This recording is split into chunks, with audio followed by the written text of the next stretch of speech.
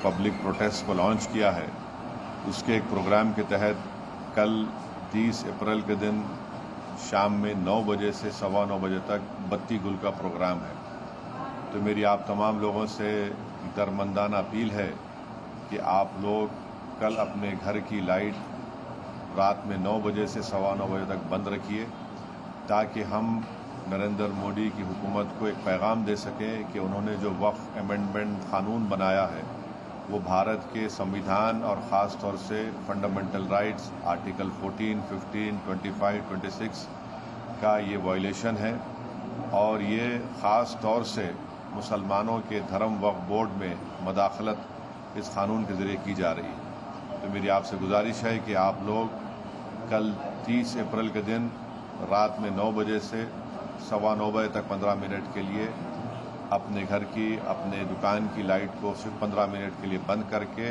अपने एहतजाज को दर्ज करवाइए और एक पैगाम दीजिए कि ये कानून एक काला कानून है जो भारत के संविधान के खिलाफ और फंडामेंटल राइट्स के खिलाफ बनाया गया है। मेरी आप तमाम से ये अपील है।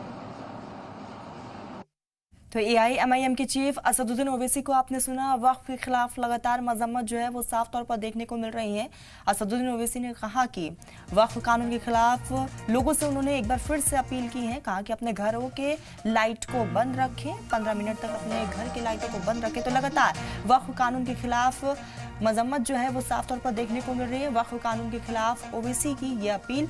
और आपको बताते चले कि इस बीच जो है साफ तौर पर इसकी मजम्मत की जा रही है। कल रात 9 बजे से इसकी अपील की गई है कि वो अपने घरों की लाइट को बंद रखे। तो वक्फ कानून के खिलाफ एक बार फिर से असदुद्दीन ओवैसी ने यहाँ पर जनता से अपील की है कि रात 9 बजे से सुबह 9 बजे तक वो अपने घरों की लाइट को बंद रखें। तो लगातार वक्फ कानून को लेकर केंद्र सरकार को घेरा जा रहा है। और इससे पहले हमने देखा कि अलग अलग जगहों से जो प्रोटेस्ट की तस्वीरें निकलकर सामने आ रही थी।